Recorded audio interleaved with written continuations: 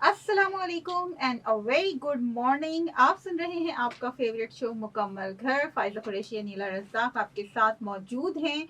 और जनाब एक नए हफ्ते की नई शुरुआत, आज पीर का दिन है और हमारा सेगमेंट जो है वो एक बहुत ही अहम सेगमेंट है जो आप सब लोग बहुत ही ज़्यादा शौक से जो है वो सुनते हैं और इसमें जो है पार्टिसिपेट भी करते हैं। सेगमेंट है हमारा परवरिश। और जिस टॉपिक पे हम आज बात करने जा रहे हैं वो टॉपिक भी मेरा ख्याल है अब कहानी घर घर की हो चुका है कि जो दोस्तों के साथियों के जो असरात होते हैं हमारे बच्चों के ऊपर ना, हम सब उससे अक्सर या तो जो है वो नाला रहते हैं या कभी कभी खुश भी हो जाते हैं, कुछ पॉजिटिव असरात भी होते हैं। तो उस पे हम बच्चों की काउंसलिंग किस तरीके से कर सकते हैं, जिसको हम पीयर प्रेशर कहते हैं, जो आजकल के बच्चे बड़े शिद्दत के साथ जो है वो अपना रहे हैं। हमारे साथ मौजूद है हमारी एक्सपर्ट गेस्ट हिना आदिल ओसावाला, जो कि सर्टिफाइड एनएलपी और हिप्नोसिस प्रैक्टिशनर हैं, ट्रेनर और कोच हैं अवेयर एकेडमी ऑस्ट्रेलिया की। तो सबसे पहले हम हिना से ये पूछेंगे कि हिना, अब बिल्कुल आप हमें एक आम फहम ज़बान में समझाइए, जो हम बड़े उससे बोलते रहते हैं ना कि बड़ा पीयर प्रेशर है बच्चों के ऊपर, बड़ा पीयर प्रेशर है। ये पीयर प्रेशर आखिरकार है किस बला का नाम? अस्सलाम वालेकुम वरहमतुल्लाह। वालेकुम अस्सलाम। बड़ा आपने अच्छा नाम दे दिया उसको, किस बला का नाम है। बिल्कुल।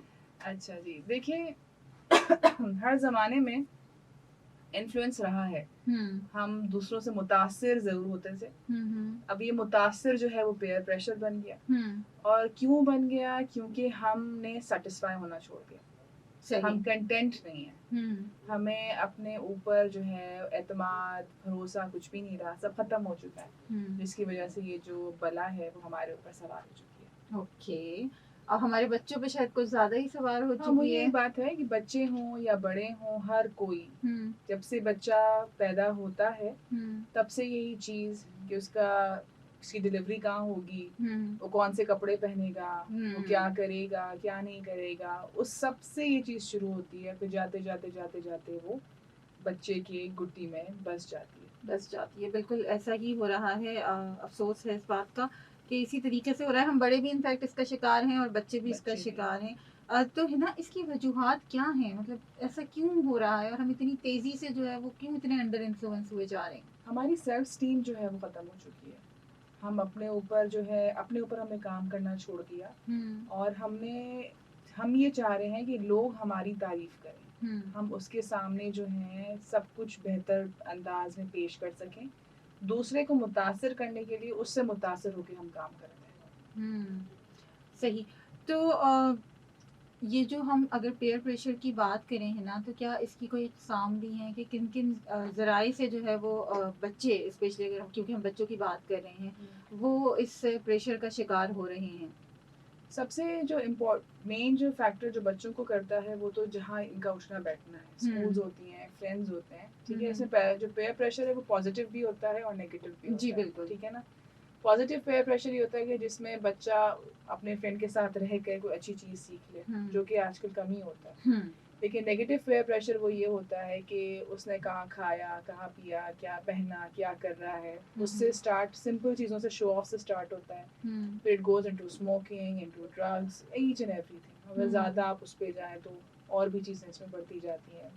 सारा जो आपके रिलेशनशिप्स और सब इस चीज़ में आती है कि खुद को बेहतर बनाने के लिए मैंने जो है उसको दिखा दिया, नीचा दिखा दिया बेसिकली, कि मैं उसके जैसा हूँ, मैं उसके बराबर हूँ, मैं भी वही कर सकता हूँ जो ये कर सकता है। फिर हमने अपनी सारी वैल्यूज़ को भी छोड़ दिया, सारे मॉरल्स को भी हमने छोड़ दिया। और ये कि बस अना खैरुम मिन वाली बात है ना, कि मैं बस सबसे बेस्ट हूँ। सही। यानी कि हम शदीद कंपटीशन का शिकार जो है वो हो गए हैं। तो है ना, ये दोस्तों के अलावा सोशल मीडिया का भी क्या कोई इन्फ्लुएंस है? कोई सोशल मीडिया को भी आप इसी में काउंट करेंगी? बिल्कुल, क्योंकि आजकल सोशल मीडिया में क्या है, फ्रेंड्स ही है ना सारे। आपकी फ्रेंड रिक्वेस्ट आती है आपको, आप फ्रेंड्स बनाकर उनको आप शेयर कर रहे हैं।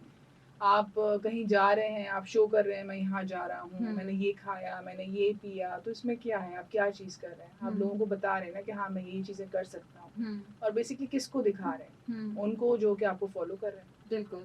तो फिर जब वो आपको दिखा रहे हैं, फिर सामने वाला भी आपको दिखाएगा। फिर क्या होगा, कंपटीशन की जंग में हम कहाँ से कहाँ पहुँच गए वो देख रहे हैं। बिल्कुल सही बात है ना, इसी तरीके से हो रहा है। और जो है हम अभी मज़ीद इस टॉपिक के ऊपर बहुत सारी बातें जो हैं वो करनी बाकी हैं, बहुत सारी गिरहें खुलनी बाकी हैं। सेगमेंट है हमारा परवरिश और टॉपिक है हमारा पेयर प्रेशर और बच्चों की काउंसलिंग किस तरीके से की जाए। हिना आदिल ओसावाला हमारे साथ मौजूद हैं, जो कि सर्टिफाइड एनएलपी और हिप्नोसिस प्रैक्टिशनर हैं, ट्रेनर और कोच हैं अवेयर एकेडमी ऑस्ट्रेलिया की। आप भी हमें 111-111-107 पे कॉल करके हमसे अपनी राय का इजहार या कोई सवाल पूछना चाहें तो ज़रूर पूछ सकते हैं। कराची से बाहर वाले जो हैं वो 021 कोड मिलाएंगे। इसके अलावा आप 0345110107 के ऊपर व्हाट्सएप करके भी हमसे अपनी राय का इजहार कर सकते हैं। नीला रज़ाक, फायदा कुरैशी आपके साथ मौजूद हैं। आप सुन रहे हैं अपना कराची FM 107 और पले पले FM नेटवर्क। हमारे साथ certified NLP and hypnosis practitioner Hina Adil Osawala मौजूद हैं। परवरिश हमारा सेगमेंट है, हम बात कर रहे हैं peer pressure in counselling of kids, और काफ़ी चीज़ें हमने हिना डिस्कस की हैं। अब कुछ ऐसे टिप्स बताइए कि जब बच्चा एक किड की एज से टीन एज में आ रहा होता है तो उसको बेसिकली क्या क्या चीज़ की ज़रूरत होती है। हालांकि मैं ये बात साथ साथ यहाँ पे करती जाऊँगी कि बस अगर घर में भी प्रॉपर माहौल है, वालिदैन ठीक से टाइम भी दे रहे हैं, तो भी ये चीज़ें हो रही हैं। वो किस तरह से हो रही हैं उसकी बहुत सारी वजूहात हैं। बिल्कुल। सबसे पहले ये है कि बच्चे को हमें सिखाना है शुरू एज से कि उसको अपने ऊपर कॉन्फिडेंस होना चाहिए, उसकी जो सेल्फ स्टीम है वो बरकरार रखनी है। ठीक है, उससे ये होगा कि जैसे ही वो आगे अपने प्यूबर्टी मतलब अपनी टीनेज से वो क्रॉस करेगा या टीनेज में एंटर होगा, एटलीस्ट वो अपने आप पे भरोसा रखेगा। सबसे ज्यादा जो चीजें बच्चों को आजकल ट्रिगर कर रही हैं या वो किसी भी चीज में इन्वॉल्व हो रहे हैं वो इसीलिए है कि उनको अपने ऊपर भरोसा नहीं, अपने ऊपर कॉन्फिडेंस नहीं है। वो या तो ओवर स्मार्टनेस के शिकार है या वो बिल्कुल लो सेल्फ स्टीम के शिकार है। तो उनको एक बेसिकली मिडिल वे दिखाना है कि क्या चीज करनी है और क्या चीज नहीं करनी। ठीक है। सेकेंडली ये होता है कि उनके जो फ्रेंड्स हैं, बच्चों के जो फ्रेंड्स हैं वो शुरू से साथ चलते हैं ना, ज्यादातर तो ये होता है कि वो शुरू से साथ हैं। तो आपको अपने बच्चे के साथ साथ उस बच्चे का जो फ्रेंड है उसको भी देखना है। कभी कभी ये होता है कि हमारी तरबियत तो ठीक होती है, लेकिन जो होता है ना कि बच्चा फिर भी चेंज कर रहा है अपनी उसके लाइन को, तो बेसिकली होता है कि उसके फ्रेंड्स में कोई चेंजेस आ रही होती है। तो उस पर हमें नजर रखना जरूरी है। तीसरा ये है कि बच्चे को कहें कि यू हैव टू एक्सेप्ट, जो हो रहा है उसको एक्सेप्ट करना सीखो। फॉर एग्जाम्पल अगर वो किसी गलत उस पर चला भी गया तो डोंट इंसल्ट हिम, किसी भी चीज पे इंसल्ट ना करें, उसको कहें कि आप एक्सेप्ट करें इस चीज को कि आपने आपसे ये हुआ है, चाहे वो अच्छा है या बुरा है, and then we will think कि अब हम इसके साथ आगे क्या करना है। उसको थोड़ी सी स्पेस देना सिखाएं। ओके, अच्छा है ना। देखें, ये तो बड़ा एक मतलब अगर हम रियलिटीज़ पे बात करें तो हमारे यहाँ तो ऐसा होता है कि अगर बच्चा थोड़ा सा भी लाइन से डिस्टर्ब हो जाता है अपनी, और अगर उसने ड्रग्स लेनी शुरू करती हैं या उसके ग्रेड्स आने कम हो गए या ड्रग्स नहीं भी ले रहा उसके बावजूद वो अपनी स्टडीज़ पे फोकस नहीं कर रहा है, तो हमें तो हमारे यहाँ ये अपब्रिंगिंग है कि जी हमारी भी कि अब बच्चा बड़ा होगा तो वो कमाएगा और घर को सपोर्ट करेगा, और फिर वो जहाँ पे यूनिवर्सिटी लेवल्स पे या कॉलेज लेवल्स पे जब उसकी वाली एज शुरू होती है तो इधर उधर होता है तो हमें तो बहुत गुस्सा आता है, हम तो बहुत इंसल्ट करते हैं, हम उसको टॉन्ट भी करते हैं कि तुम पिछले वाले एग्ज़ाम में भी तुम्हारे ग्रेड सही नहीं थे, अभी भी तुम्हारी जीपी सही नहीं आई है। तो ये सारी चीज़ें बहुत होती हैं कि अब ये तुम्हारा लास्ट चांस है। तो ये तो नेचुरली हम लोगों के अंदर एक चीज़ है। तो बेसिकली बात कहाँ से आई ना, हमें अपने आप को सुधारने की जरूरत है ना। मतलब मुझे नहीं याद पड़ता कि हमसे पहले जो जनरेशन थी वो इतना कुछ फोकस करती थी इस चीज के ऊपर कि तुम्हारी जीपी अच्छी होनी चाहिए, तुम्हें अच्छी नौकरी मिलनी चाहिए। वो क्या कहते थे, एक तवक्कुल भी तो रखते थे ना कि रिस्क अल्लाह के हाथ में। और पेरेंट्स देखते भी नहीं थे बहुत ज्यादा, जिस तरह अब पेरेंट्स हर वक्त मतलब माँ है तो वो इतने छोटे से बच्चे को 2 साल 2.5 साल का बच्चा है और उसके सामने इतनी सारी किताबें रखी हुई है, माँ उसको बैठ के पढ़ा रही है, रीडिंग क्लासेस ऐसा लग रहा है कि पता नहीं क्या कर रहा है ये इतना सा बच्चा। तो यही तो चीजें हैं जो मैटर कर रही हैं कि जैसे हमें तरबियत नहीं मिल रही। बच्चे को हम कह रहे हैं तुम पढ़ इसलिए रहे हो कि कल को तुम्हें कमाना है। तो वो पढ़ाई क्या है, बेसिकली उसको हमने क्या कर रहे हैं कि तुम्हें आगे जाके पैसे कमाने वाली मशीन बनना है। फिर हम कहते हैं कि बच्चा पैसे कमाने वाली जो लड़का था उसी की शादी हो गई तो वो लड़का का रोल चेंज हो गया, वो अब अपनी बीवी के लिए भी एटीएम मशीन है और अपने बच्चों के लिए भी एटीएम मशीन है। Then the circle goes on. तो उसमें तरबिया का फैक्टर कहाँ गया, और वो मोहब्बत और वो अपने ऊपर कॉन्फिडेंस, वो सब चीज़ें कहाँ चली गई, वो फैमिली टाइम कहाँ चला गया, किसी की इंसल्ट करना या ये चीज़ नॉर्मल हो गई। और हम कहते हैं हम माँ बाप हैं, हमें करना है। और फिर बच्चे कहते हैं कि ठीक है, फिर अगर आप कर रहे हो तो सामने जवाब देते हैं बच्चे। जब वो कहता है आप रियलाइज तो करें कि मैं किस चीज़ पे खड़ा हूँ, मेरी जीपी क्यों डाउन है, आप सोचे तो सही। लेकिन हम वो चीज़ रियलाइज़ नहीं करते ना कि क्या चीज़ है। हो सकता है कि क्या किस ट्रॉमा से वो गुजर रहा है।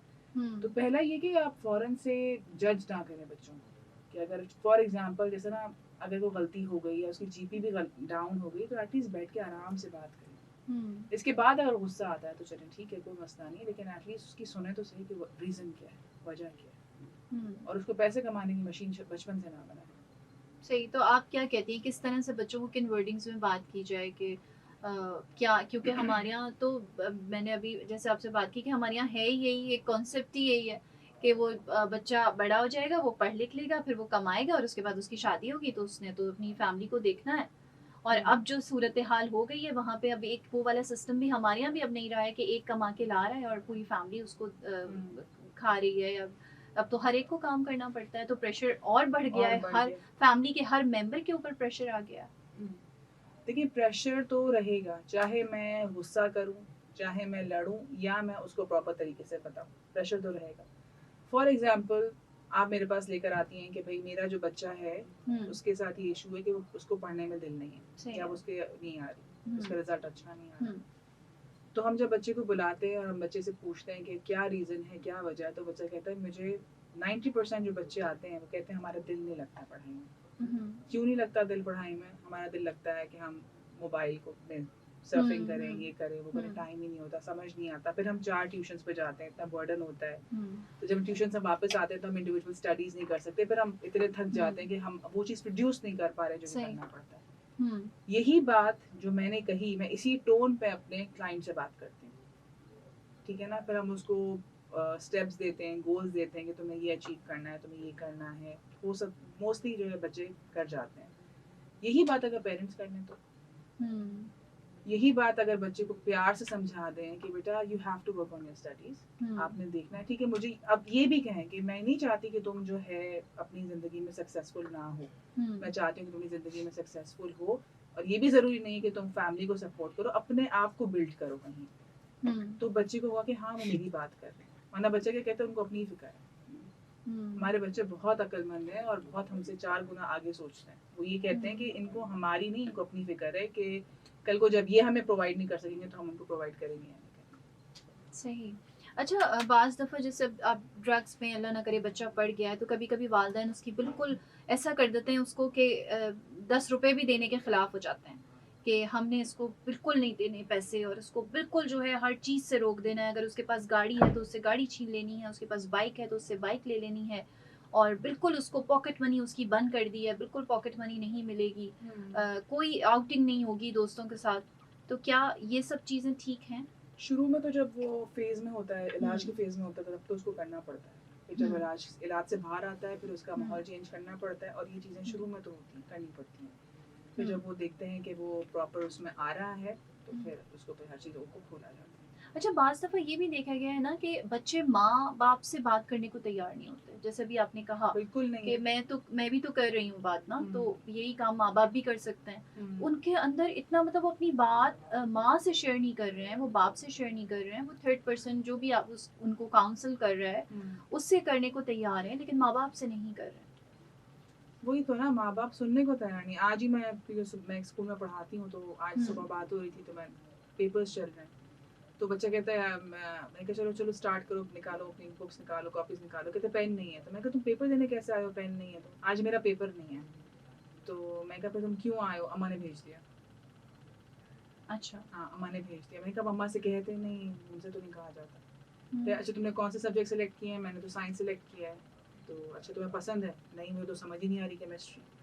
तो क्यों सेलेक्ट किया? प्रेशर है अम्मा अब्बा का। तो बच्चा क्या पढ़ेगा? पढ़ ही नहीं रहा, वो पढ़ता ही नहीं है। तो अब वो कह रहे अब तुम क्या करोगे? देखूंगा रिजल्ट आएगा तो अम्मा बाप खुद ही सोच लेंगे कि क्या करना है। अच्छा, मतलब उसको पता है, उसने खुद से ये फैसला किया हुआ है, डिसाइड किया हुआ है कि उसे क्या करना है। हाँ। और वो उसी पे चलेगा, बस उसको ये कि जो भी होगा अम्मा अब्बा देख लेंगे। सही जी। ओके जी, हमारे साथ हिना आदिल ओसावाला मौजूद हैं और हम बात कर रहे हैं बच्चों की काउंसलिंग के हवाले से। अनीला रज़ाक फ़ाइज़ कुरैशी भी आपके साथ हैं। परवरिश हमारा सेगमेंट है, आप हमें कॉल कर सकते हैं 11 1 11 107 11 1 11 107, और व्हाट्सएप पे मैसेज करने के लिए 034511041071 034511041047। सुनते रहिए अपना कराची FM 107 कराची की आवाज़ और बल्ले